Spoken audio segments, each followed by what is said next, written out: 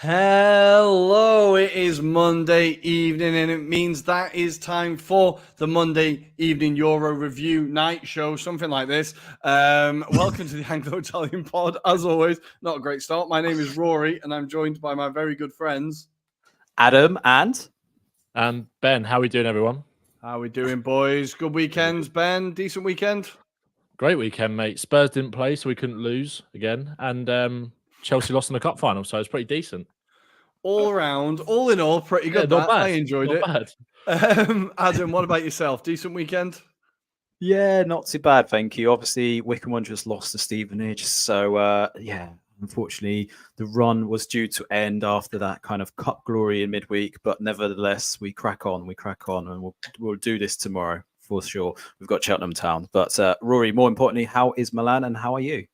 Oh, I've had just such a good weekend. I was saying to Adam just before we hit record, this has, touch wood, the potential to be one of the best seasons of my life. Arsenal absolutely scoring for fun, and the Alex seemingly doing the same, winning away at every single ground, every single challenger we're near. We've beaten Mansfield away, we've beaten County away, we've beaten Stockport away. We've done them all, and it feels like just an incredible season all around. So another great weekend, a great Saturday. I'm in a fantastic mood. Can't wait to start talking about all this football. So, of course, this weekend there was a lot to cover. We had the Carabao Cup Final, of course. We'll be talking about Gary Neville and Peter Drury, I'm sure. We had, of course, in the Premier League, Fulham absolutely battering Manchester United. I thought they were going to get away with it, but thankfully they didn't. Arsenal running riot again. We'll be talking in Serie A. We'll be talking about Milan being held to a draw by Dea at the San Siro. Dionisi, we knew it was coming, but he has been relieved of his duties. And we'll be fitting in lots more in between. Adam, was there anything I forgot there? I feel like that's everything. I think we'll go through it as we go along, but that sounds about the highlights of it so far. I think that is the main talking point. So let's begin, I suppose, with the Carabao Cup Final. And of course, the line that will live forever, immortal line of blue £1 billion Bottlejobs that was spat furiously out by Gary Neville about 70 minutes into that game. He was really losing his rag. Ben, did you enjoy this as much as I did? I love how much Chelsea bottled this. Yeah, and I wish Chelsea and Liverpool could play each other in every single final, because I know a few of them have been 0-0s in the past, but it always delivers something. And like the parallels to the Cup Final, the League Cup Final a couple of years ago were pretty uncanny. Like with the disallowed goal, Liverpool had a disallowed goal in the Cup Final for basically the same thing a few years ago, at basically the same point in the game. Chelsea having a goal disallowed for a very marginal offside. Like it was crazy, the kind of parallels to a couple of years ago. So they always deliver when they play each other at Wembley. But the only downside to that is there is a prospect of Chelsea winning something. But thankfully, that hasn't happened recently. The last 6 major cup finals, they have lost all of them. And they got what they deserved yesterday, in my opinion. I thought Chelsea, for a large part of the game, played well. I've sort of been, growing in kind of my praise for them recently in terms of how impressed I've been with them. But I think the sort of true colours showed a little bit in in extra time. And I don't think to call them Bottlejobs is fair in the context of the 90 minutes, because missing chances and Kelleher making amazing saves and Endo making an incredible block and Gallagher hitting the post doesn't make you Bottlejobs. But I think the way they sat back in extra time and really allowed Liverpool's kind of youngsters to grow into the game and find their feet on such a big occasion is what justified that comment a little bit more from Neville for me. It, like you said, it kind of felt like he spat it out a little bit. There was a little bit of vitriol in there in the sense that it was, he probably doesn't want Liverpool to win that game. But, there's been a whole kind of debate around Carragher and Neville and commentators sort of showing that level of emotion. And to me, I don't really have a problem with it. And also, we all like to laugh at Chelsea, don't we? So I enjoyed it, but it was a brilliant game. It was one of those games where you just, especially with the supposed lack of quality from Liverpool with the players missing, the performance they were able to put across in terms of the commitment that they showed. I thought Van Dijk was outstanding. I thought he was, I know there was a lot of players that impressed for Liverpool, and I know it's easy to say it because he got the winning goal, but I thought he deserved that. Bear in mind, we'll come on and talk about the disallowed goal, I'm sure, as well. But I think he deserved to have that moment because he was immense in that game. And it was almost just like, I think I said it to my mates, it was almost like, now, when the goal got disallowed, he was like, I ain't losing this final. I'm not losing it. And he kind of just, every single time he was there for the block, he dealt with Chelsea strikers so well, despite the fact they had chances. he was just so commanding, and he got the moment that he deserved. And I think now he's kind of, there's been a bit of debate off the back of that as well, as where does he kind of rank in the all-time, in the sort of the pantheon of greats in terms of Premier League defenders. And I think he's right up there, because I don't think many defenders can sort of do what he can do and provide moments like that. So I thought he was outstanding. I thought Liverpool thoroughly deserved it, in my opinion. I thought it was really interesting with Van Dijk, because you kind of forget this is the first final that he captained them with. Like, he always feels like he was the captain, but this is the first final that he's captained. It feels like he really stepped up to it, as you said. And I think, Liverpool in general, Adam, I'm going to go for you. Their performance was really like fearless almost, I think, because they did, obviously you look at that lineup and you think, right, it almost put more pressure on Chelsea, because everyone's like, right, well, Chelsea have to win this now, right? Because Liverpool, they've still got decent players there, but this lineup definitely wasn't what they expected. Do you think, or what they would have wanted? Were you impressed with Liverpool's like determination and the fact that when Klopp did bring on the youngsters, it didn't really seem to make a difference in levels of quality? No, and I think that was kind of probably the message that maybe Klopp kind of alluded to the younger generation that was within the squad, was like, you've got some experienced heads that are going to breed that confidence alongside you, and just make sure you're shouting along the lines. I mean, I felt the likes of Endo in the middle in particular kind of helped kind of steady that midfield.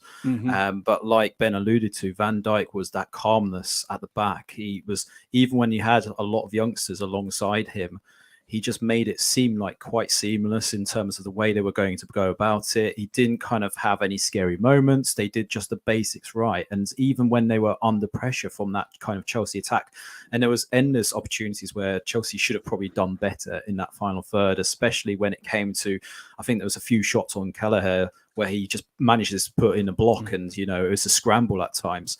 There's just seemed to be that confidence after those kind of incidents that meant, Liverpool just rode it out. And I felt at no point, even though those kind of incidents did happen during the course of the game, I didn't feel like Liverpool were, under too much pressure. I felt they dealt with it quite well, because it was then the recycling of the ball that then made the opportunities really kind of stretch. And I thought they actually put a lot of pressure towards Chelsea. And I think Chelsea, will be gutted at the way they kind of reacted. And I think to the point that I know we've got a question in the kind of chat at the moment, which was around Poch.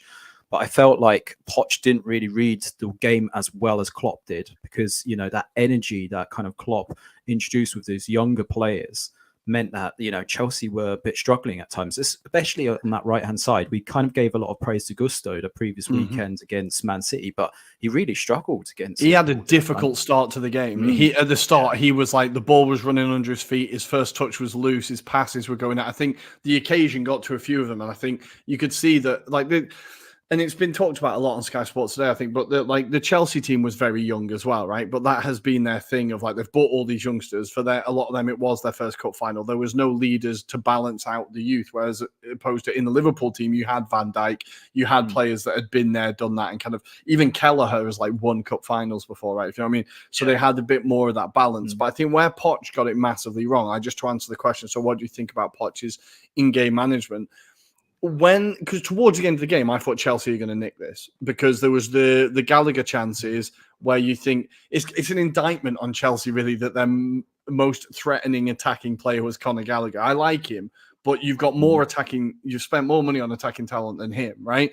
And he was the one who found himself in those positions. And he's not a finisher. He's not a striker. So, of course, if you put him in a one-to-one with a lot of time, he might panic. He might take one touch too many. Like, I think he was unlucky with the one that just went over the bar. I think it was his second or third chance. And you could see after the game when he came off, he was like visibly upset at like those chances. So I thought Chelsea were going to nick it. But Poch then didn't capitalize on that. Like, when so the game ends and you think, right, you've had Liverpool on the ropes for 10 minutes here, just go for it. Like, Liverpool are knackered. These are players that don't have experience. If you run at them, they might panic. And he just did the exact opposite. Like, Ben, why do you think, now obviously his statement, he came out and said the players thought that penalties would be better for us, which is, there's all sorts, we can look into that as well. But why do you think he decided to just be so negative in extra time? Because it felt like the tide had turned towards Chelsea. Yeah, I don't get it. And that's what ultimately cost him the game. And I was watching the game with my stepdad, and he kept saying throughout, we're both sitting there as Spurs fans. You kind of got that agenda that you don't want Chelsea to win. And he kept saying throughout, it's like, Chelsea going to nick this, Chelsea going to nick this. And I was like, as long as Liverpool can stay in the game, they will get another chance. It'll either be from a set piece, and that's kind of how it transpired, or they'll get a moment.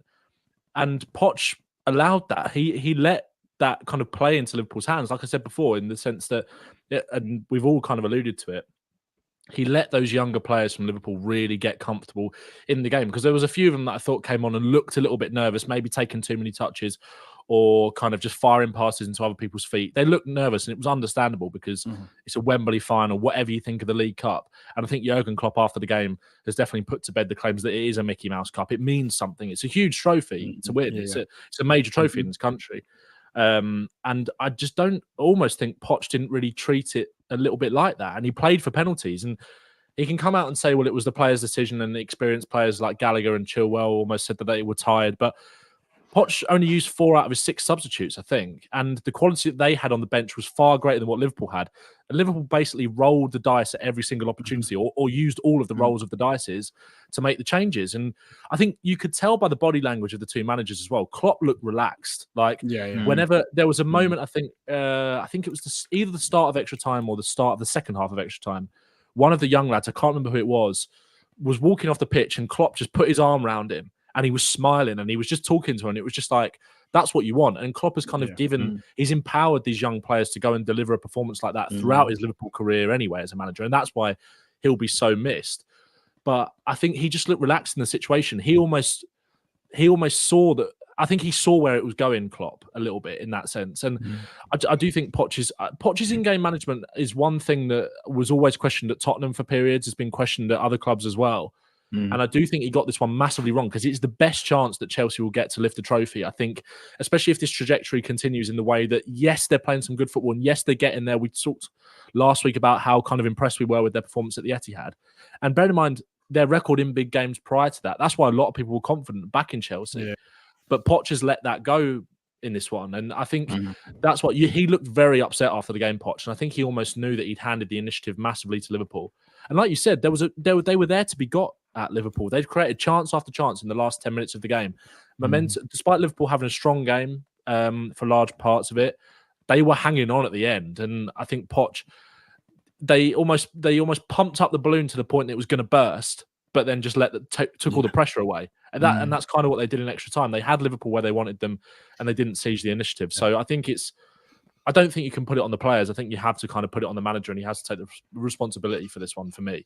Yeah, it's a bit mad, because you bring on players like, now I know people are gonna, but like, you bring on Mudryk, you bring on like Noni Madueke. These are attacking substitutions, right? These look like, right, we're trying to take this game. So you're kind of making these attacking substitutions, but then everything about your performance and your tactics says, right, let's hold on. And you're like, what are you trying to achieve here? Are you just having Mudryk as that out ball? Or you like, it just seems so confused, and like Poch he was just caught between two stools, didn't really know which way to go. So massively disappointing for him, I suppose. Well, no, it definitely is. But Adam, of the youngsters for Liverpool, I just want to very quickly, I'm trying to think about which one impressed me the most. I think Jadon Danns was the one when he came on. I thought, wow, this guy doesn't give a shit. He was just running. There was a moment where he dribbled through a few of the Chelsea players. He kind of dropped a shoulder to take a shot. He looked properly dangerous and up for it. Like, I was really impressed with his performance. Yeah, no, definitely has a bit of his father's instincts in that respect as well, because I remember Neil Danns being kind of player that liked to take it on the edge as well. But yeah, I think I'm still really impressed by Conor Bradley at that kind of right back. He was kind of pushed into that right wing position at times as well.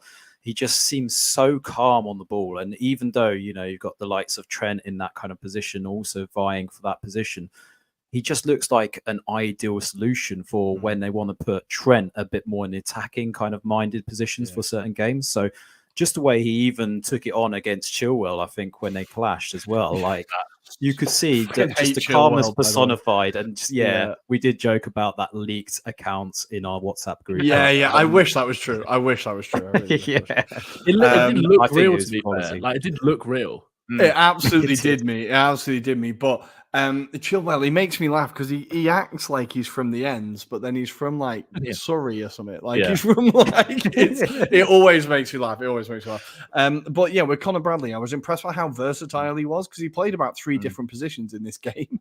I think he played like right back, then he was put out on right wing, and he was tucked into midfield. It's like just the versatility he showed was absolutely fantastic. So I think it struck me that like. I'm not comparing the two because United fans are going to lose their shit. But like when Ferguson left, there was no real, apart from picking Moyes, there was no real like, let's make sure this club's in a good place going on, right? It's just, I need to finish on winning a league title and then I'm done and I can go, right? I feel like Klopp is properly setting up things to make sure that when he leaves, it's as smooth a transition as possible. And like there is enough there for a manager to come in and have plenty of options. I feel like he's really leaving whatever, well, he's leaving it in a really good state for whatever person comes next. And all these youngsters, like not all of them are going to go on and make 300 appearances for Liverpool. Some of them might not appear for Liverpool again, but they would have always won a cup for Liverpool and they will have that experience. And maybe one of them will be able to slot in. I think probably Conor Bradley of all of them will be able to continue and play for Liverpool. And the manager's got another good young player there. So I was really impressed at how Klopp is, conducting this whole exit thing. Not many people get to choose their exit in football, right? And it feels like he's really choosing it very, very well. So yeah, fantastic win for Liverpool. The first of 4 possible trophies. We'll see how many more they get. I'm hoping they don't get one of them. I don't care about the others, but one of them I really hope they don't get. And I think anything else to cover in that game? I don't really want to get into the VAR. Do we want to talk about the VAR? It just kind of bored me a little bit. It made sense. The first goal, once it was disallowed, once it was explained to me, I understood why it was disallowed, right? It made sense. Endo was offside, fine. The only thing that annoyed me was that the one reason that Mike Dean, the one job he has is to make things clearer, right? And he made it so fucking confusing that I didn't have a clue what was going on. Like, Ben, did you have because I tweeted, like, what the hell was that? But then someone with logic explained it. I was like, oh, okay, just Mike Dean being a fucking idiot. Yeah, it makes sense. Like it's technically the right decision, and I understand why that kind of rule is implemented.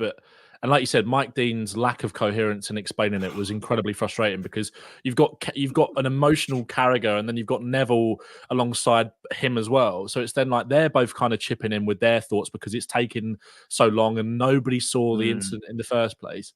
So then you've just got this myriad of just like nonsense that's kind of being spouted. And I think it's one of those things where, for me, like I get it, but if that's the road we want football to go down, I kind of think we're in a bit of a problem. I think that's a problem. Like goals like that shouldn't be disallowed. I just don't because you're going to get people because I don't like. I get it, but I don't think Colwill was making any concerted effort to try and mark that space. No, like Endo blocks him off, but it's not as if Colwill was like trying to barge past him. He's trying to.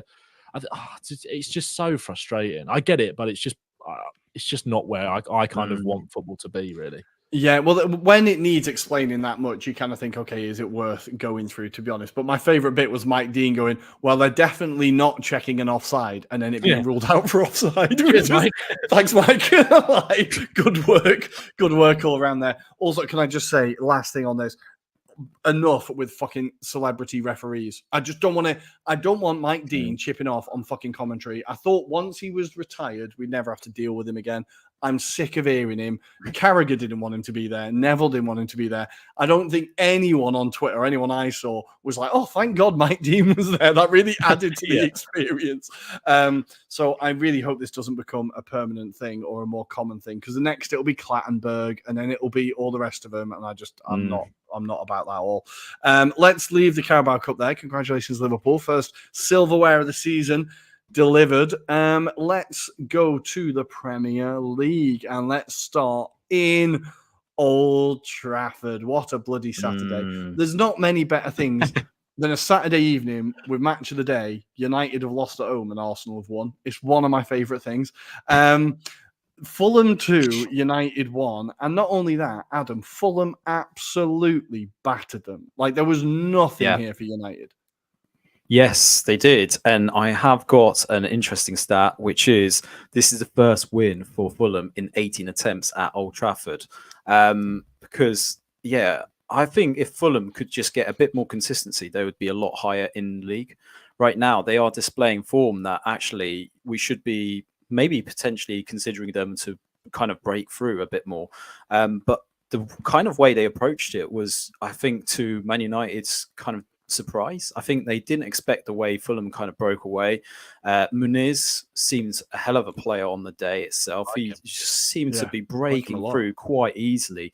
But I was really impressed by kind of the way the back line really approached it. They really kind of pressurized the front line of Man United, and Man United's kind of attacking lines really did struggle to kind of implement anything really of any threat. So I think Fulham did really well in terms of controlling the whole game.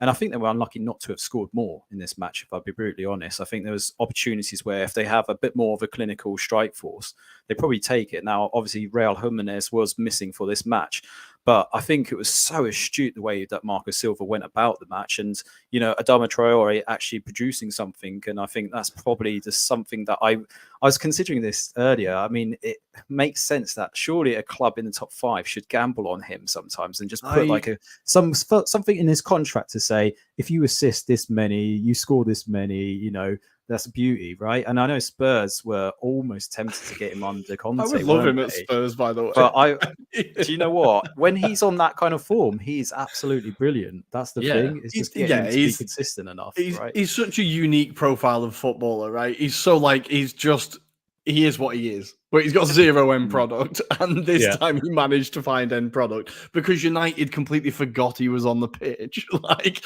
they were just piling forward. Like, oh yeah, don't worry about that cannonball that's just behind us. Like, don't worry about him. He shrugged off Maguire and Fernandes, I want to say, or one of the mid. Was it Fernandes? I can't remember. It was a midfielder and Maguire. It didn't like they weren't even there, right? But you said that Fulham did this without Jimenez. They did it without Palhinha as well, right? They had a lot of play, like they had a fair few players missing here.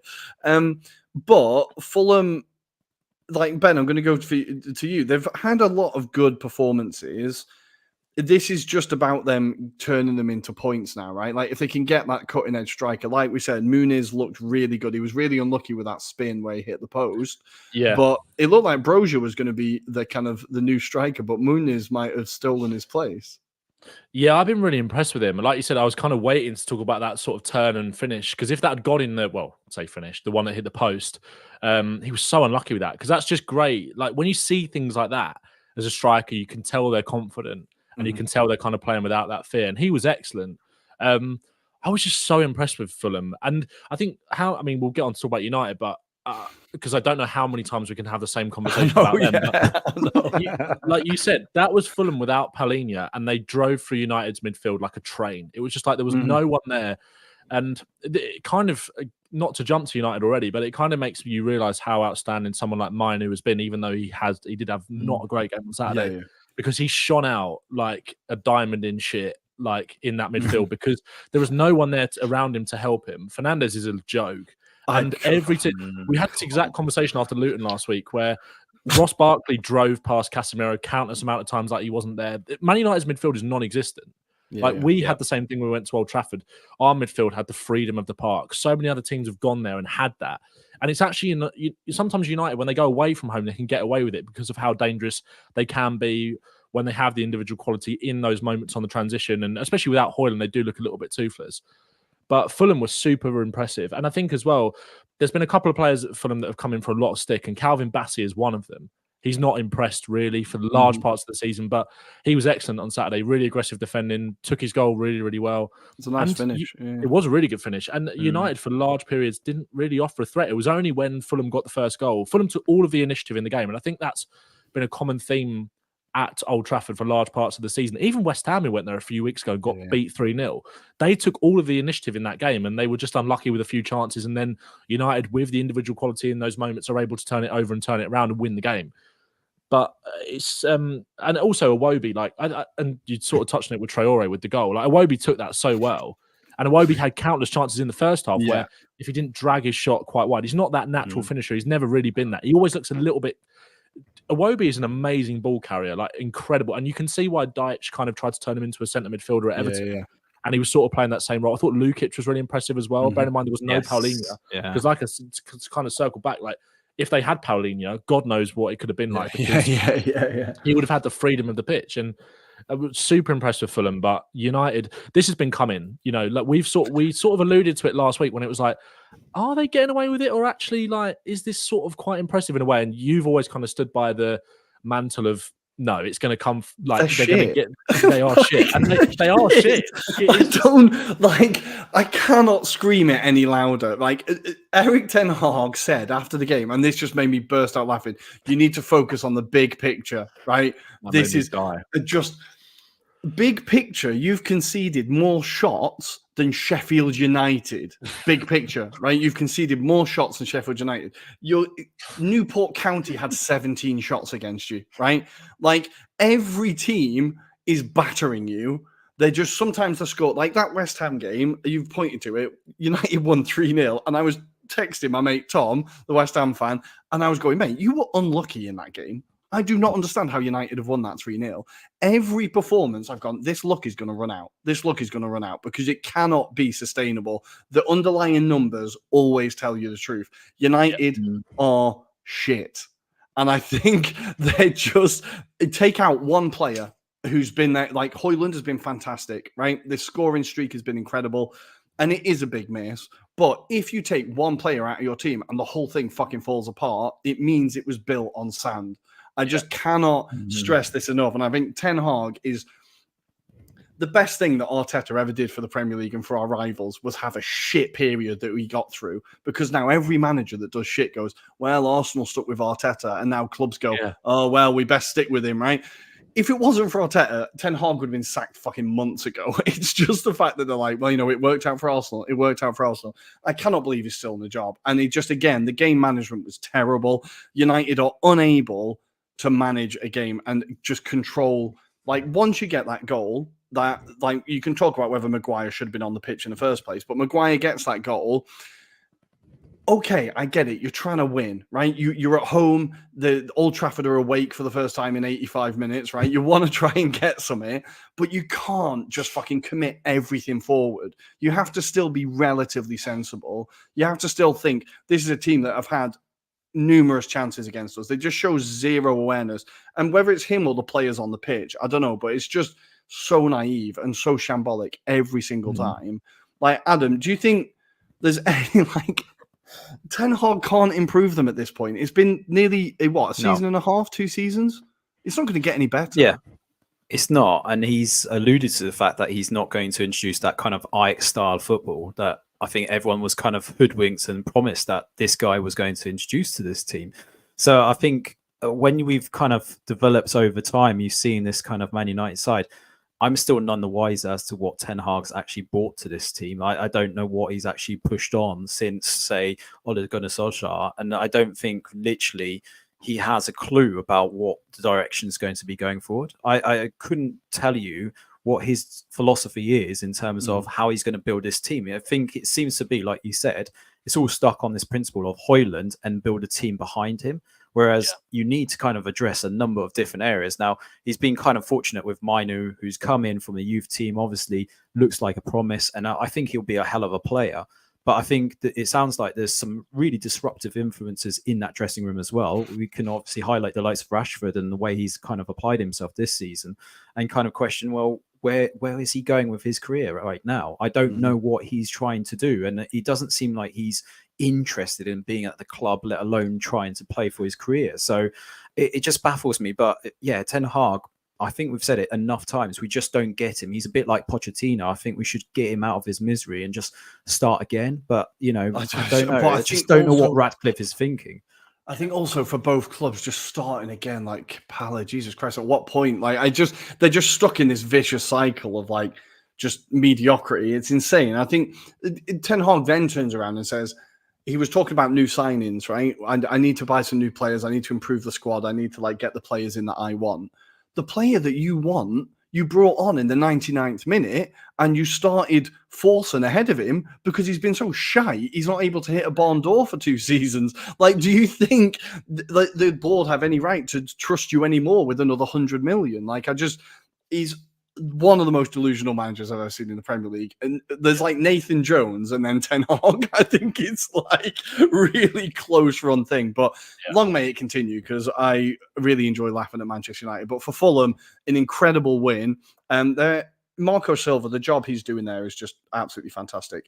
Just to have them so steady in the Premier League so quickly and kind of fairly quietly too. Nobody's really talking about it, but they just look so comfortable in the Premier League. So really, really impressive job by him. But we're going to leave United there, because I think people have heard enough about United. But very quickly, actually, there was a question there. Ben, do you think Onana is improving? Do you think he was the right man for the job in the first place? I think he was the right man, but he's in the wrong environment. What do you think?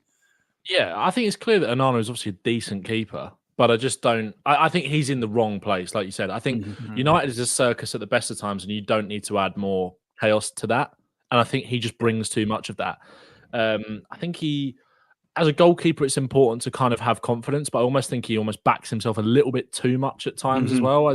I think it kind of, like you said about Ten Hag, where that delusion comes from, I don't know. Because I was going to say, like, we might as well not talk about Man United on this podcast anymore, because we might as well just insert the same. So we might as well literally just clip up exactly what we've just said for the last 10 minutes and then use it again next week. Because whether they win or lose, it doesn't change. It does not change, and they are just. I think, Ten Hag is living in, as Roy Keane once labelled it, cuckoo land. I don't know what he's getting out of this team. I don't know. I think they're a team full of good individuals. Like Onana is a good goalkeeper. Like he would. There was a reason why there was kind of a bit of a fight for his signature in the summer. Inter wanted to keep him, but it just didn't happen. But I just think, wrong environment, wrong. Maybe right club, also maybe wrong club, wrong time as well, or wrong club, even worse time. Because I just I don't see how it gets better for him, or maybe just Man United anyway, like in general.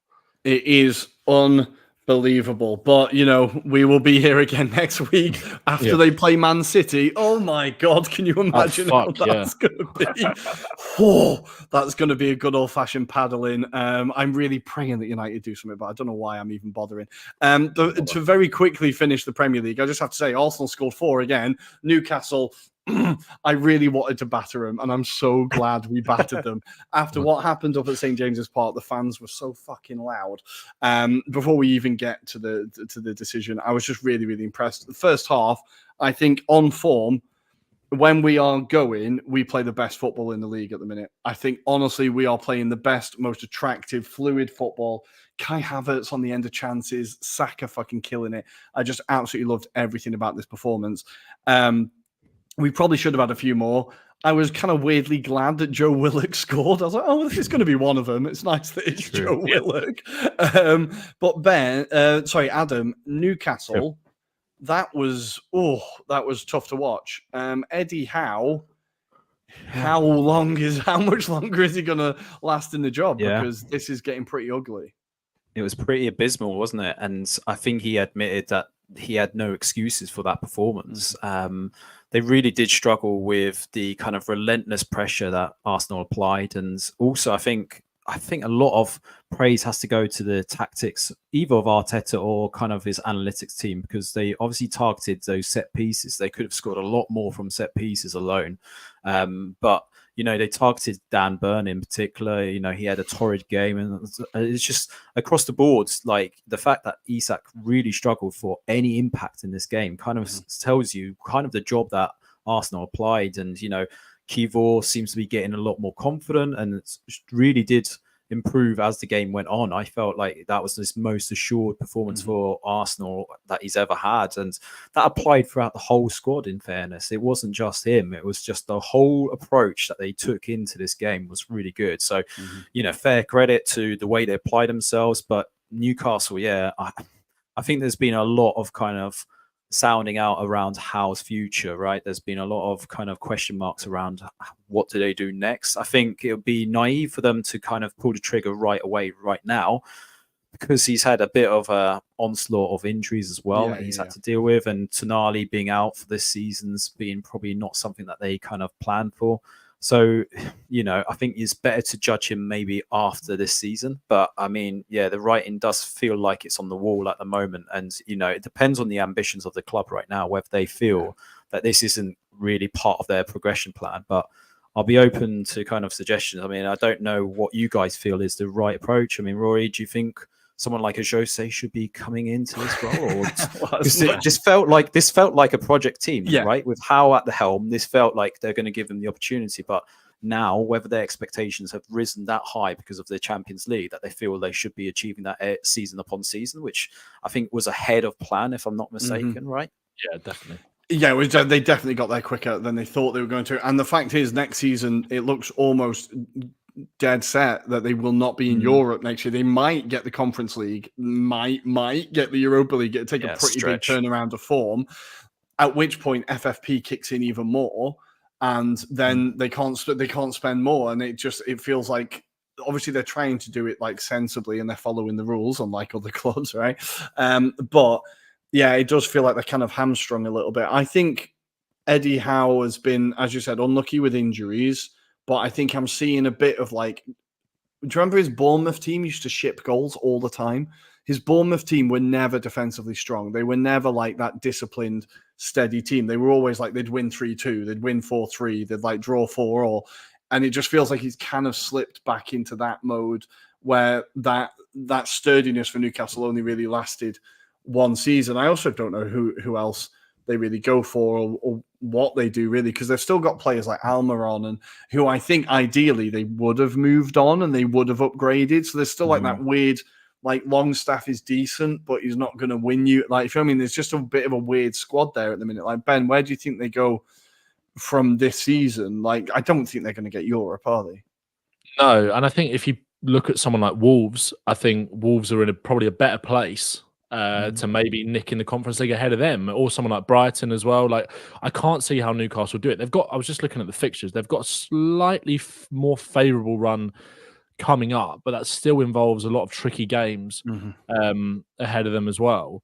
You know, they've got Blackburn in the Cup tomorrow. They've got Wolves on Saturday, which in the form that Wolves are in, that's feels a big one. Yeah. It's at home, but then they've got to go to Chelsea, and Chelsea's record in those bigger games has been decent. They've beaten Newcastle already in the Cup. And then it gets slightly easier after that. But I don't really know what to say about Newcastle, because last year they were so impressive, and I think it was almost like they were riding that wave of the momentum from the previous season where Eddie Howe had come in and completely turned it around, because they were in a dire situation. I think they were either second bottom, I think, when he took over, and Eddie Howe's done an amazing job, and it has obviously been made easier, and kind of the difficulty of it has been offsetted by the finances. And I do think there's an element of Newcastle fans almost crying too much about the fact that with FFP, it's become like a closed shop and they can't spend what they want and all this kind of stuff. And it's like, well, you would have known that, you know, and it's not like they haven't spent money as well. They've gone big on a lot of transfers. And yes, they've been unfortunate with someone like Tonali, but again, that's kind of bad scouting in a way. Maybe they shouldn't have brought him in the first place. Surely they would have known something. But they were so poor on Saturday. So poor. And bearing in mind, it was not that far off their best 11. There's obviously players still missing, but the back four of Trippier, Schär, Botman, and Livramento, obviously, ideally, you wouldn't have Loris Karius in goal. But again, I didn't think Karius was bad. I thought he made some decent saves. He made some decent saves. Yeah, for the first goal, he's unlucky. Like, he keeps that off the line, and then it just that goal you can't do much about. It's just Arsenal's presence from set pieces is too much in those situations. But you go across the midfield three: Miley, who's been excellent, Guimaraes, Longstaff. Ideally, again, maybe Tonali comes in there. Harvey Barnes came off the bench. Gordon, Isak, Almer on the front three. I know they're missing Callum Wilson, but they've got Isak, and I know he wasn't at full fitness. He went off after 60, 65 minutes. But the thing I found alarming for Newcastle, and it's been the case in a lot of recent games, I think they've conceded at least 3 goals, or at least 2 goals in all of their last 4 games. So they've conceded 4 against Luton, 2 away at Forest, 2 at home to Bournemouth, and 4 away at Arsenal. Arsenal just made it look so easy, and Arsenal are a brilliant side. Let's not get it twisted. Like you said it at the start, and as much as I'm reluctant to give Arsenal too much praise, they are at the moment. Arsenal are playing the best football in the league. I was sitting there watching the first sort of 20 minutes after that first goal went in, and then the Havertz goal goes in, and I was watching you just pop it around their midfield, and I was just thinking, "Fuck!" Just like, this is just like, Arsenal are a very fucking good team, like a very very good team, and I think. That obviously that kind of winter break has done you wonders to kind of reset and go again, and they've got all the momentum now. And so Arsenal was super impressive, but Newcastle were just like very easy to play against at the moment. Like they've been battered 4-1 away at Arsenal. We beat them 4-1. They've shipped 4 at home to Luton. They battered Villa. They've done the double over Villa bizarrely. Because on their day they're electrifying an attack. Like with Isak, there was a moment in the second half where he jinked through a couple of players and fired that shot over, and you're like, okay, he's sort of got his mojo back, but then he ends up coming off because he's not fit. But I don't know what they do in terms of the managerial situation, because for me, like the natural step is it has to be like another kind of project exciting manager. They can't just go to like a Jose. I think that kind of almost in a way undoes all the work that they've done. And I think we saw something similar with Spurs, where instantly, like when Mourinho comes in, you do kind of get that new bounce. It's like, oh, we might win something, because nobody talks about Newcastle not winning anything since fucking black and white TV, by the way. And again, like there would be far more pressure on Eddie Howe if there wasn't this narrative of like Newcastle being the media darlings. And isn't it so great to see Newcastle back at the top of the table and all this kind of shit? Like Newcastle have not won a trophy since the TVs were in black and white. Yeah. So they need a manager that's going to win now? Probably not. I don't think that helps anyone, but they need to maybe kick on a gear. Maybe like someone like Chelsea tonight have been linked with Amorim from Sporting. Maybe another kind of manager like that who is something fresh, it's something new, like something that still is able to attract players. Someone still kind of maybe like someone like Iraola, if he was to take that step up from Bournemouth, Newcastle would be a good job. But I don't really know where they go from here because it's all just a bit. The thing is, their fans will always get behind them, and the feel good factor will still remain. But I think a lot of them are sort of starting to question. And it's like we're leaking a lot of goals. Like what's going on? Like you kind of alluded to with Bournemouth. So. Yeah, we'll see, but I don't think a win now manager is the way forward. No, I think it needs to be. I think it's a good shout of getting that next step up. Like you kind of a manager with European experience, a manager with just a little bit more like behind him. I think it's probably a very good shout. But I think Eddie Howe will not last the season. I think it's going to get pretty ugly before it gets better again, because I think it was summed up by the Alan Shearer tweet where he just said any danger of putting a fucking tackle in. Like, I just could not believe how far off us they were. Like, compared to St. James's Park when Bruno Guimaraes was going around fucking elbowing people in the back of the head. This was like the polar opposite. I was like, all right, okay, I'll take this all day. Like, I thought you were going to come here snapping legs, but fine. When he had to go off in tears, I was like, yeah, sod off, you prick. I was so happy to see you getting dragged off. Anyway, elsewhere in the Premier League, just super quickly, Glasner had the fixture you would want to start your Premier League career. Wasn't it? I'll take Burnley at home, please, down to 10 men. They won 3-0, of course they did. But Palace actually tried to score more than one goal, so promising signs there. Aston Villa have won their first game at home for, I think, this year. Watkins is now tied with the joint most assists in the Premier League. He has 10 assists. Absolutely incredible season. He scored, Douglas Luiz with 2, and Leon Bailey very quietly having an incredible season as well. He's Brighton at the death, getting an equaliser against Everton. I'm not sure how they weren't 8-0 up in this game, but somehow they weren't. Brathwaite with the goal and Lewis Dunk at the end. Billy Gilmore sent off for what Harry Maguire wasn't sent off for, which I thought was just more of that kind of inconsistency we see. Phil Foden got the winner against Bournemouth as Man City won 1-0. Wolves won 1-0 against Sheffield United. Sheffield United actually looked half decent in this. Had a few decent chances, right? But Sarabia getting the goal to secure the win, and West Ham are currently 2-1 up against Brentford. Wow. Jared Bowen getting 2 in the first 7 minutes, and Neil Mopai in the 13th. We'll keep you posted on that one. But I think, is there any other points you want to talk about in the Premier League before we move to Serie A? I think that's it. I think that's it, right? I just wanted to touch on Leon Bailey, because, like, you sort of, he is amazing. Like, he is.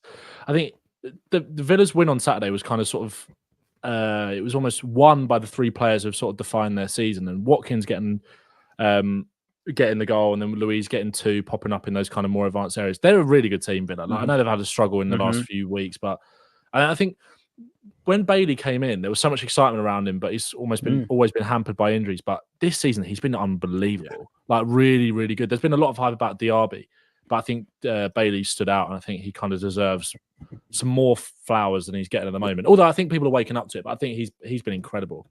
Yeah. No, his Yeah. production has just gone through the roof. I think he's in double figures for assists and goals now, I think, this season. Yeah. I think he's 11 goals and 10 assists. Maybe I'd have to double check. Across all competitions, that is, I think. And of course, Aston Villa get to play Ajax in the Conference League. Yeah, unbelievable. What a tie that is. I'm looking forward to that. Conference League just roping us in, even if you don't want to watch it. You know, there's always one tie that's worth watching. But let's go over to Serie A. Over in Italy, and let's start with, it was the Sunday night game. I don't think it disappointed, but Milan were held by Ledea, and it's all about the penalty decision because this basically defined the game. Adam, it wasn't a penalty, was it? No, it wasn't, not in my eyes anyway. But I think it's because it's a high foot and Giroud doesn't make any contact with the ball. So therefore, he's bought into the theatrics of it by Holm. He absolutely sold that as well, by the way. He sold that hard. Yeah. That's the one thing I would say. Daniele Ossotta, who is the referee for this match, he doesn't really cut for a lot of crap, does he? He's kind of referee that he just basically does it because he just wants a more fluid game. So he doesn't care if people don't agree with his decisions. But yeah, I think that almost kind of typified the way the match went on from there onwards, because Milan kind of struggled. They really did struggle to kind of really do anything in the rest of this match. And I think we saw bizarrely a really kind of defiant Atalanta side, that they weren't attacking normal selves. They weren't gung-ho. They kind of stuck to a principle of they'll get men behind the ball and then counter-attack. And you saw that with the late substitutions in Lookman and Scamacca. Scamacca was absolutely awful, it has to be said. Lookman on the other side, on the other hand, should I say, looks actually quite threatening. And prior to that shot on goal with Maignan, if that foul wasn't made by Toloi, that could have been a hell of an effort. But there you go. I think that kind of summed up Milan's season. That game typified it, whereby they have a moment of brilliance, but they're just shafted by the inability to either see out games potentially or to create more than what they do. And it goes back to that whole point of Pioli really does struggle to kind of work his team out in terms of how does he approach it when these circumstances happen, what do they do, because they kind of seem to be very reliant on individuals to kind of make things happen, whereas there's no kind of game plan of this is the weakness of Atalanta, do this, exploit this area. Whereas you saw with Atalanta, they really knew what their roles were, and typified by Edison as well. I was really impressed by his energy in the middle of the pitch. I thought he was just all over, just knew what he had to do. But even when he was doing the pressing game, he was just superb. So that approach, Cop Miners was probably his quieter usual self for Atalanta as well. But like I say, it probably wasn't helped by Scamacca just coming on and not looking arsed at all. It probably typifies Tom's comments, right? My mate backs it up. But, absolutely fucking hates him. But he just thinks he was the biggest waste of money for West Ham. And that is some statement. They have spent some money on some pony strikers, but he thinks Scamacca's up there as the worst. What blew my mind here was that Milan first half, I think it was one of the best performances I've seen from them this season. They were amazing first half. They were relentless. They created so many chances. They just could not frigging score. And then the second there's that setback, they just didn't offer anything again. Like the rest of the game, they just never looked like scoring. I just think there's just that slight. There was no player to step up and really grab the game by the scruff of the neck and go, right, let's go. Let's just go again. Like, it's fine. It's a setback. Let's go again. I think even like a leader like Teo Hernandez, who usually he can be that player a lot of the time, was more concerned with his little beef with Lookman towards the end, which I did enjoy because I could read Lookman in Italian. I always enjoy seeing someone English speaking in Italian on the telly, but he seemed more concerned with that. Like, there was no player that really stepped up and took the game by the scruff of his neck. And I think by the end of it was quite comfortable for Atalanta. As you said, Adam, they came for a point. They got a point. And heading into this really difficult run of fixtures they've got, this is a fantastic start. Like, it is a fantastic start. But we do have to talk about Rafa Leao. Obviously, is there anything more frustrating than a player who's having a terrible season who then turns around and does that, Ben? Like, what a goal, but it's the one time we've seen it this season. Yeah. Well, we've been waiting 5 months, is it, for the last time he scored a league goal in Serie A, which is crazy. Like, for a player of his talent. And I think you sort of alluded to it there. Like, I think what you saw from Milan on Sunday, was almost like quite common with. You quite often see it where teams will win the title, have an amazing season, and then these games are quite common in the fall off in the second year, where it's like a reminder of what their quality actually is. But then, like you said, they haven't kind of got that confidence to go again. I feel like we've seen this so many times, whether it's in the Premier League, Serie A, La Liga, whoever it is, a team kind of rises up, wins the title, and then they always, I mean, Napoli sort of had it as well. I mean, Napoli had it last year, of course, Milan.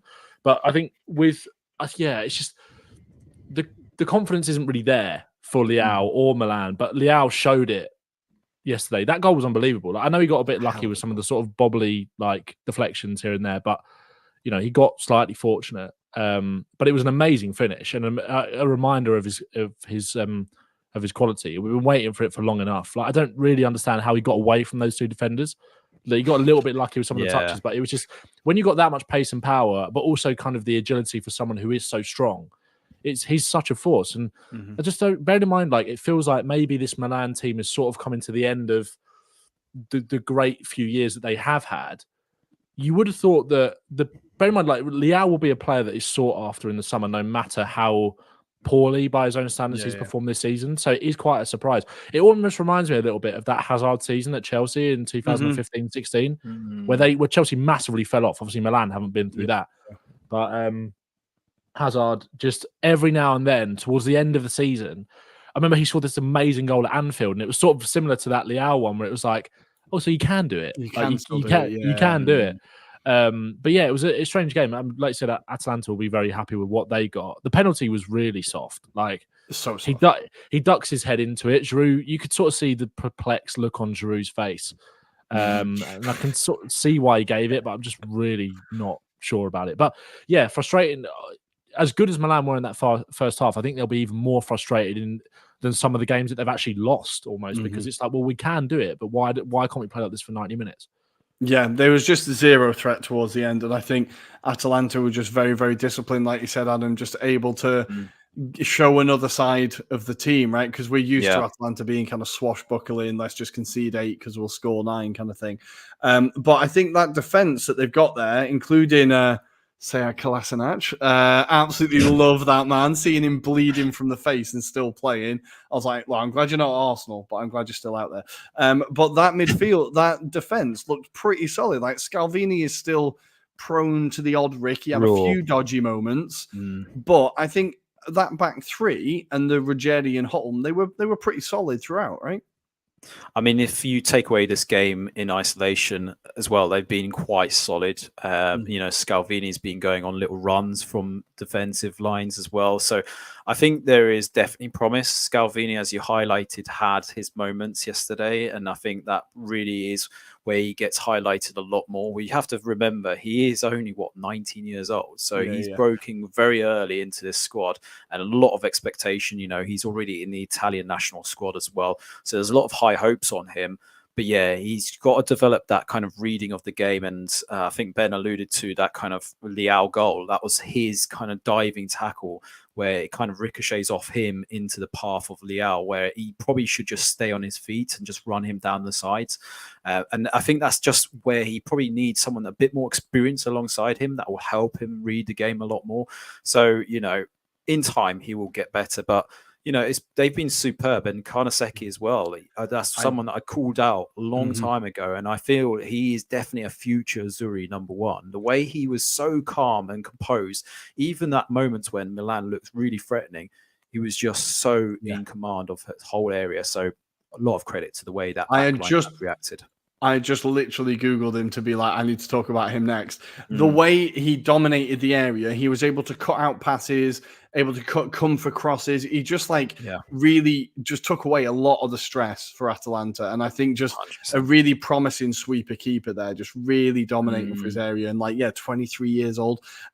His name means dry meat, which is good fun. It was a fantastic performance from him again.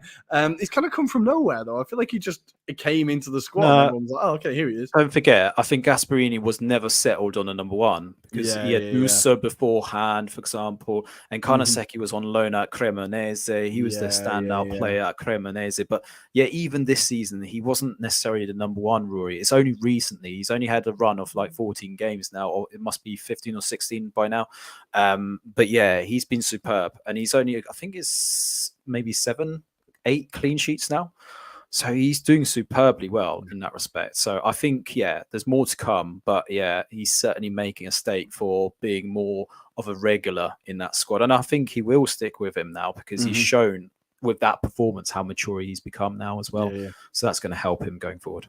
Fantastic performance all round there. I think Atalanta can really kick on from here. Milan, they'll be gutted because Juve did win. Reganavaro came back the 95th bloody minute. This game was a bit mental. Now, Juve at every opportunity managed to throw it away. Vlahovic getting 2 goals. His celebration at the end when the 3rd goal went in was genuinely quite heartwarming. Like, he really, really gives a shit. Like, he was running around like a lunatic.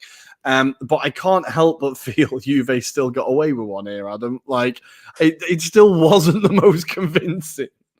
No, and Frosinone are absolutely gutted because it was quite a spirited effort for them. And, we had players like Chidira turning up on the score sheet of all players. Come on, man. Like, wasn't it 6 months without a goal? And then he turns up for this match and then headers that goal in from the corner. I went in hard on him being decent in Serie A this year, and he's been fucking terrible. And he goes back to Napoli as well, potentially, where they'll probably go, what the fuck have we signed here? But yeah, genuinely, there was good, promising signs from Frosinone because in recent weeks they've kind of dropped off. Results haven't been kind to them, should we say? And now that result really drops them into the mire of the relegation fight now. So that's not what they wanted, and that's probably somewhere where Eusebio Di Francesco is going to try and address it. But yeah, it's disheartening, isn't it? You could see their reactions at full time that they were just absolutely gutted. I think Sule had a fantastic game as well. Bresciani as well, who scored that goal. Fantastic goal as well. But yeah, I've been so superb with Frosinone this season. Mazzella is another one that's really come into the foray and scored some important goals for Frosinone this season. So, there's some really good players at Frosinone. I was like at the beginning of the season thought they'd be relegation favourites. They proved me wrong. We'll see if they're still there by the end of the season. I hope they stay up, but yeah, you can't help but think they need to get results now. And they've got some important fixtures. I think they've got to play Salernitana in 2 weeks' time. Yeah. So that could be a massive 6-point game. Jeez, if they don't win that, then they are in trouble. But I think they've kind of sleepwalked into this because like they had such a positive start to the season, and then slowly people have just stopped noticing how bad it's been. Like they've lost 4 in a row now, is it? Yeah, lost 4 in a row. Yeah. Like just conceding a lot of goals. They just don't have that solidity, but they're attacking wise, they do still have that threat. Like they managed to put 2 past Juve, and the second goal was a really beautiful move. The header from Khedira was a very, very good cross and header. Like it was a good goal. I was so happy when he scored, honestly. But for Juve, we have to talk about the positives for them because there were positives. I think McKennie getting 2 assists. Added a bit of kind of product to his game. I thought Locatelli in midfield was decent. Rabiot looked pretty strong. Chiesa looked completely lost. The comments came out this week, yesterday, I think, where Allegri was asked about Chiesa, and he basically said he knows he's not been good enough. He knows he's getting lost out wide and kind of disappearing out of games, so he knows what needs to be done. Like, Ben, this isn't exactly the man management you want around your kind of franchise player, right? No, Chiesa's supposed to be the gem, isn't he? And I don't really understand why they're not kind of like doing enough to sort of polish him in a way, because he is the standout. Like for how good someone like Vlahovic has been this season, I thought Vlahovic was really impressive yesterday, not just with the 2 goals. I thought he was kind of playing with that bit of confidence that was missing. You could even sort of see that from the effort that he tried just inside Frosinone's at half. So, but I think it's such a weird one with Chiesa because, like you said, the last few weeks he has looked really off it and looked really lost. But you don't want your manager kind of coming out and reminding everyone of that. You need Chiesa was always kind of he always still seems younger than he actually is. So for me, my perception of it is that he kind of needs that arm around the shoulder sort of treatment still. And I feel like he is that sort of player that still does need that and kind of still Yeah. kind of thrives off of that. So it was a bit of a weird approach, I think. But like you said, I was impressed with McKennie. There was that lovely touch for the first goal to cut it back for Vlahovic to kind of sweep it home. That was a really nice touch and then set it off. But he was really good. And for Vlahovic, it was like one of those games where everything sort of seemed to be falling for him. He had a load of chances. And I thought the way he took the second one in particular, sort of used the man to curl it round him and put it right in the bottom corner and got them back in the game. And like you said, they kind of nearly threw it away at every opportunity as well. But I think going forward, they were pretty impressive, Juve. Yeah, and it's nice for Regani, like in all sincerity, it's nice for Regani to have, he's kind of having this mad season where at the beginning of the season, Juve fans were desperate to sell him, right? It was like anyone who could get him, just give him away, we'll pay his wages, I'll take him there myself. He was part of that mad run where they went 10 games without conceding a goal or whatever it was. He was in the defence. He got a few goals then. He's since been dropped, and now he's come on later on in the game, and he's managed to get the goal. It's just a bit mad, the season he's having. But yeah, great moment for him. And a good win for Juve, an important win, because it does kind of solidify second place a little bit more. It keeps that gap in front of Milan just there. So they are now back to 5 points. 4 points. Back to 4 points ahead of Milan. My maths is terrible. And it just gives them a little bit of breathing space there, because you could see the pressure on the Juve fans' on the Juve players' faces. And when they got that win, you could see the relief of like, look, okay, we're not out of it. We're still technically in it. So I think it was genuinely a huge win for them, but disappointing for Frosinone in the end. But speaking of the relegation battle, we need to go down to the bottom. Davide Nicola has done it again. Empoli, I think they could be pretty much safe now. They've put themselves 5 points ahead of Sassuolo and Verona. Sassuolo still have a game in hand, but they've not won in a very long time. Empoli getting the win here against Sassuolo. Niang again scoring. Incredible since he came in. He was kind of a bit of a joke when he came into Serie A. People, oh, this guy's back. And he's just been smashing it. He gives them that physical presence up front. Like his runs from out wide and through the middle are really dangerous. He's just given them, like we've said the whole season about Empoli, they were fine defensively, pretty much. It was their attack, right? It was their attack that was letting him down. And bringing him in has just made such a huge difference, right? Before we get onto Sassuolo, Davide Nicola's really just got the job done again. Yeah, it's been massive in that respect. I mean, look, he's a bit of a specialist. He's been doing it before his time at Salernitana as well. And yeah, he seems to be the Sam Allardyce of Serie A, shall we say. Although Stephen Cole did want to remind me he doesn't buy like has-beens from other leagues. So he's not quite on that same level as Sam Allardyce. He did it at Salernitana, to be fair. He did it at Salernitana. He started to introduce it, shall we say, yeah. But yeah, you have to say, what a superb turnaround he's done. He's changed the mentality of Empoli, brought in some players like Zhukovsky, for example, as you mentioned, Liang as well. And, you know, despite that, them selling Tommaso Baldanzi to Roma at the same time as this was happening, you know, and he's got them playing some good football as well. So, you know, a lot of people have been saying from the outside that, you know, Empoli could benefit from being relegated to Serie B just for a reset of the club and change the way they approach the seasons. But I think we've got to hand it to Empoli, because this is a club that always produces really young, promising players, and then they get sold on, and it takes them a while before they kind of get the next generation coming through. So they do enough just to survive in that league, and they're probably on one of the smallest budgets. Look at the infrastructure that Empoli have. It's nothing compared to the rest of the league in that respect. So they do superbly to kind of pull themselves above the weight of a lot of clubs in that league who spend a lot more money, like Sassuolo, for example, who are, you know, able to spend 20 million on a striker like Pinamonti, for example, who I think Inter were laughing at the time when they got 20 million for him as well. And you compare the kind of styles of football, and this was something that I highlighted in a TikTok. You know, Sassuolo have now gone on a run where in 14 games they've only won twice in that space of time, One of those results came against Fiorentina in January. The other came against, ironically, Empoli in Empoli, where they beat them 4-3. And this was back in November, Rory. So, you know, that shows you how poor the football has been for Sassuolo. Even in the last 6 games, Rory, they've conceded 15 goals, like 15 goals. And 4 of those was against Bologna only a few weeks ago.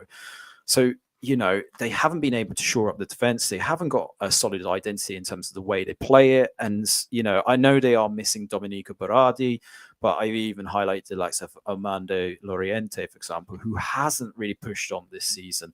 So they've got some really, you know, talented players like Forsfeld in the midfield. I really like him on his day. He's a really promising player.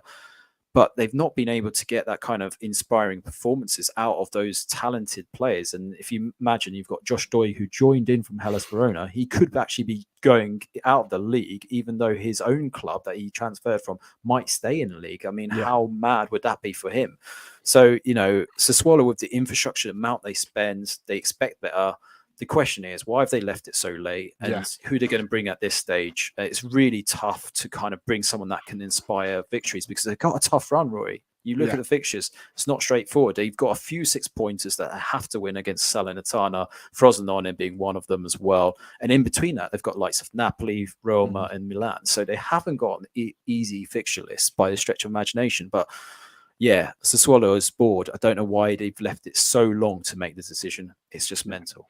It's been staring him in the face for so long, as you said. And I think now it's, who do you bring in? Do you bring in, like, I know the names that have been linked is like Fabio Grosso, right? Who was pretty harshly sacked by Frosinone at the end of last season. Got them promoted, and then they were like, thank you, but, you know, leave. So I think that was quite harsh. It'd be interesting to see. I think if you appoint someone like Fabio Grosso, you're basically saying, okay, this is for Serie B, right? This is for when we get down. We've got someone who's got Serie B experience. He can win us the league. He can get us back in, right? Because we don't know how he is going to deal in a relegation fight, right? There's a lot of pressure, right? Or do you go for someone like, and I know it sounds a bit ridiculous, but I think with a club who has the money that they do, they're not like one of the poor Serie A teams. Do you go for a manager like Gattuso, who's recently been fired from Marseille? And do you say, well, look, he's going to come in, he's going to demand respect straight away, right? You might get enough of a manager bounce just to see you over the line, right? You might get in that first 3 or 4 games where everyone's terrified of him and somehow they just win, that it just inspires. Because I feel like that one, for the short term, is a little bit more inspiring than getting in someone like Fabio Grosso. Now, I don't know if it's realistic, but I can't think of any other managers really off the top of my head who are available. Maybe Liverpool, he might be free soon. But like, I can't think of many other candidates for them. Like, well, the one that they've been linked with is Davide Baldani, even. Sorry, who was the ex-Cremonese manager, brought in a good style of football, a bit more experience, right? But the only one that springs to mind is Paolo Zanetti, who was previously of Empoli. He brought in a good style of football. These managers. He was at Empoli this year as well. Right? He might go there.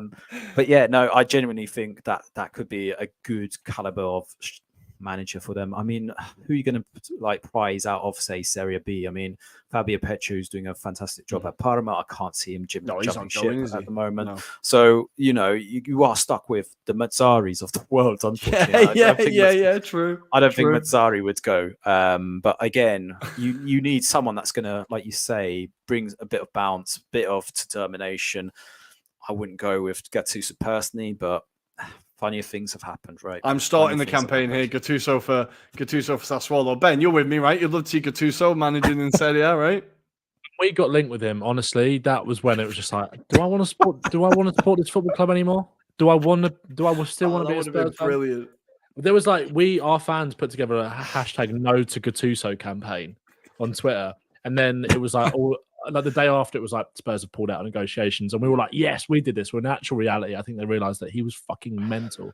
But I'm kind of with you. I think that maybe that is the sort of signing they need, manager to bring in they need, even if it is just a stopgap to the end of the season.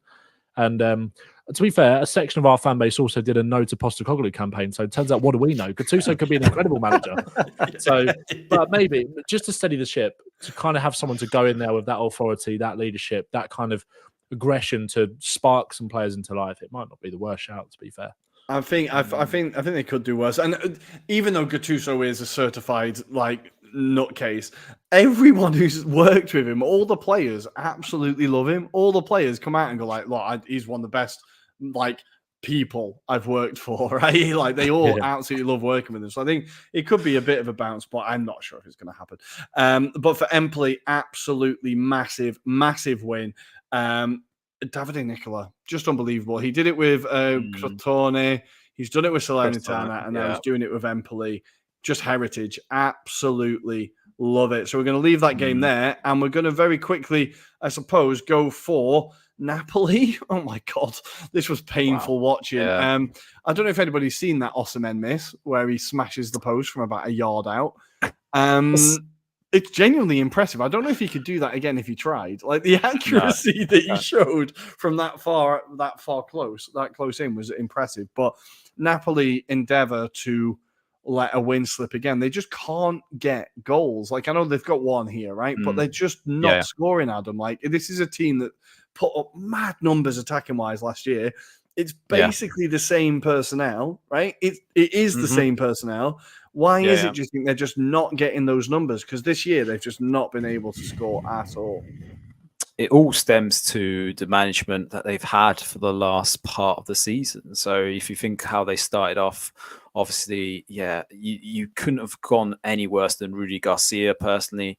And then obviously the kind of ambiguity of how the season was going to pan out under Rudy Garcia, the amount of losses they've had, even the kind of change of philosophy has kind of disrupted the kind of players' rhythm. And, they brought in Mazzari, who's a favourite at Naples. And obviously, again, people were lost with the style of football. I think people did genuinely have an idea of what Mazzari was trying to implement. And that's why he was ultimately let go. And then, with Calzona, he looks like he's trying to implement something. They weren't bad. I think they were starting to show signs of their former selves. And, they created a lot of opportunities. But as you rightly allude to, they just couldn't finish it off. It was good to see Raspadori on the pitch, for example. And it was actually him chasing down a ball, creating an opportunity for Osimhen that helped him score the goal. But Politano wasted a shot, when he should have either passed it to Raspadori's feet or, at least planted it. So, they had plenty of opportunities. Zielinski came back into this match after being excluded from the Champions League because of the stupid De Laurentiis kind of stance as well. So, all of these elements were going to play a part. It's going to still take Calzona still time to kind of adapt and get them playing to his way. Don't forget, I think that's probably maybe 3 or 4 training sessions he's had with the squad because since that Champions League match, he's been able to sit down with them and actually maybe implement something. But you have to give a lot of credit to Calgary. Obviously, they're fighting for their survival and, it was a typical Route 1-esque goal with Mavumbu scoring that equaliser. I mean, that guy is special for them. He's a decent player. He's a very good player. All of their spark comes from him. There was a header where Meret got taken out by his own player, and the ref, I couldn't believe, didn't stop play. Yeah. And it was like a free header. He was really unlucky not to score that one. But the goal at the end, now the defending from that, the second the defenders let the ball bounce, I was like, what are you doing? Don't let it bounce. But it just bounces between him and he's just there to finish it. Really well taken goal. But Cagliari's always, Sardinia is a difficult place to go to. They have only got 20 points this season. 16 of them have been won at home, right? So it is a difficult place to go to. And I think Napoli, you could see that they knew they would need more than one goal. They're like, one isn't going to be enough here. It's not going to be enough here because it just is a difficult place to go to. So a fantastic point for Cagliari. It keeps them level on points with Verona and Sassuolo, so still very much alive and kicking. Salernitana definitely not. But huge point for Cagliari. It was great to see Ranieri at the end celebrating. You could see how massive it was for him as well. Yeah, he was delighted with it. But Napoli just need to get a bit of an attacking verve. I also thought Oliveira at left back. I feel like I've not seen him in ages. I don't know if I've just not been watching games. I kind of forgot he was there. But it was interesting to see him anyway. But the other players for Cagliari that stood out, Yerry Mina didn't look completely out of place. I thought he looked all right. I like him. I didn't know if that was going to be a signing that paid off, but he looked pretty decent. And as we said, Lavumbu absolutely killing it. So good man. Any other results in Serie A we wanted to talk about? We can talk about Inter demolishing Lecce. Let's talk about Inter. Yeah, absolutely smashing Lecce 4-0. I think it's Lautaro has now got his 100 and 101st goal in Serie A. Inter have scored 4 goals in 3 games in a row now, is it? Just everything is just clicking for them now. It is ridiculous. Yeah, 4 against Lecce, 4 against Salernitana, 4 against Roma. Just unbelievable. And this is like a B team that they basically put out. They've got Bissek, they've got De Vrij, they've got like Alexis Sanchez as well. Alexis Sanchez, who I tell you what, he was looking pretty good. His setup for one of the goals was fantastic. But yeah, Ben, Inter coast to another win, and another one ticked off, right? Yeah, just another very commanding performance from Inter away from home. Like their form, both at home and away from home, has been just outstanding. They have been so impressive, especially after they kind of had to grind it out against Atletico in the week as well. Sometimes going away from home after those Champions League nights isn't easy. They got the win they deserved, I think, in the week. I think they did deserve it. And Lautaro, just the kind of prop for Martinez continues week in, week out, doesn't it? Because he's just such a clinical finisher. Like the way, I think both goals were relatively simple. Obviously, his second especially, it was basically just an empty net that he had to slide it into. But the first one, kind of the strength to sort of wriggle away from his mark, I thought was really impressive, and hold him off and then roll it in the corner.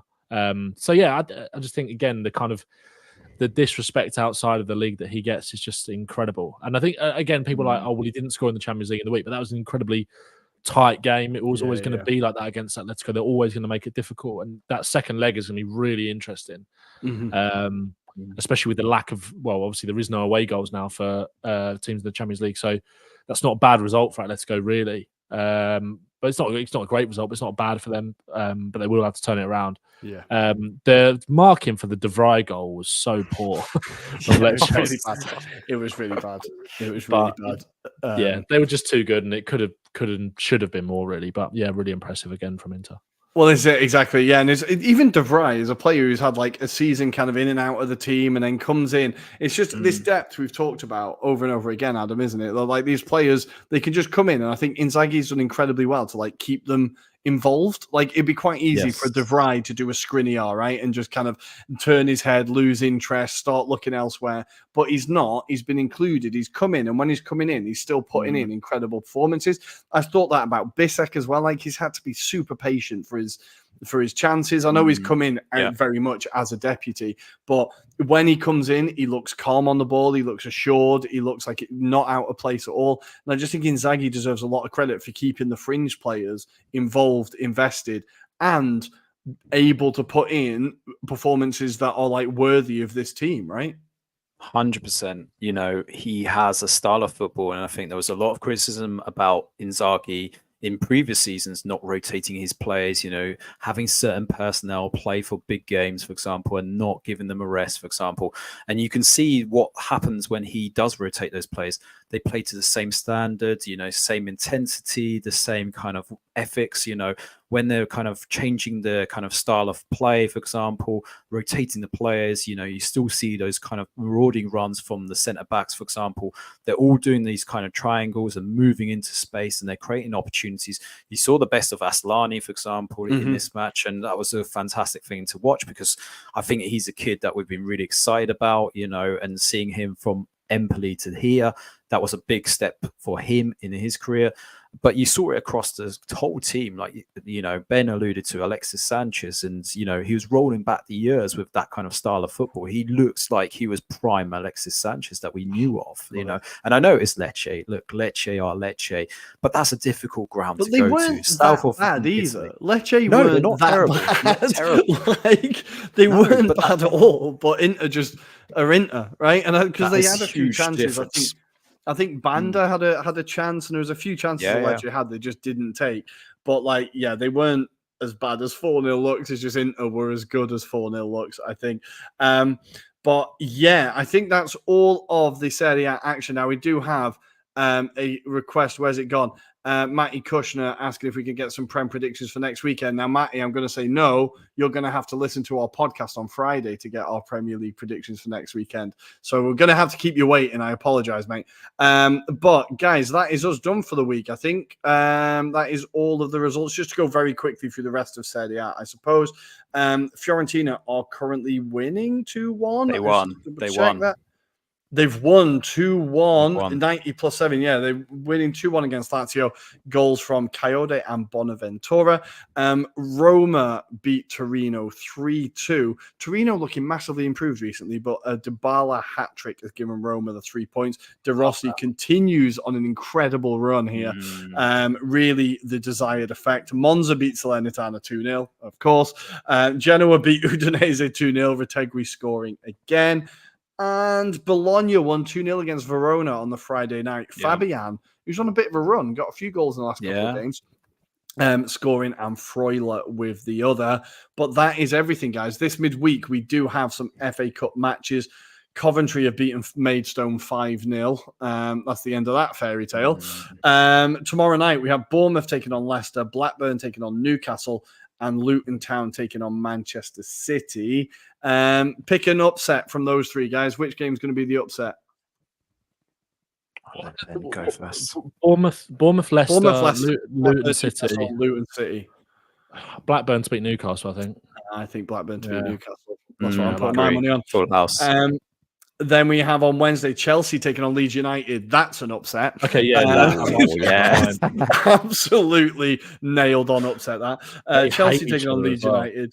Yeah, that's going to be proper spiky, that one. It's going to be proper spiky, that one. If it was at Ellen Road, I think I would back Leeds, but I think Chelsea would probably win that. I think Leeds could spring a surprise here. I'm excited to see that one. I'm about to sit and watch that. We have Forest taking on Manchester United, Wolves taking on Brighton, and then Liverpool hosting Southampton. That is all the midweek action. I think in Serie A there isn't any action this midweek, is there? Just need to double check. No. Oh yeah, Wednesday we have Sassuolo taking on Napoli and Inter playing Atalanta in their game in hand. Absolutely massive. That is on Wednesday night, so make sure to check those out. Guys, thank you for joining. Always a pleasure. Ben, where can people find you online? Thank you, mate. Yeah, always a pleasure. Ben Talks Football on TikTok. Ben_Bowman_ on Twitter. I said on a podcast the other day, I'm going to try and find the person that's at Ben Bowman and just see how much money I can swing their way and just get because trying to tell people that when it's like, you just wish it was your name and it's just be so, I'll just at Ben Bowman, but it's unfortunately not. But that's where you can find me. I'm probably off to make a video in a minute about the fact that I think Brentford could be in trouble. They lost 4-2 West Ham tonight. And that Everton getting points back, that's kind of put Brentford in a bit of a sticky situation. They probably won't do, but I'm going to try my best to force it into a video anyway. Yeah. Well, why not? Why not? Adam, pleasure as always. Anything to say before I send these people home? Just to say massive thank you to Ben as well for shouting us out on TikTok. So we're starting to get some more followers. So thank you for that, my legend. And yeah, if you have TikTok, join us, add us on. Like I say, you don't have to use the app. Just delete it straight after. So just follow us. That's all we need. Get us up to 1K, right? Beautiful. Thank you very much, guys. Well, thank you for joining us. Make sure to hit the like and subscribe button down here somewhere. Give us a follow on Twitter at Italian Anglopod, on Instagram and TikTok at Anglo-Italian Pod. We will have another episode on Friday reviewing all the midweek action and previewing another huge weekend in the Premier League and Serie A. We will see you then. Ciao. A dopo. Ciao, ciao.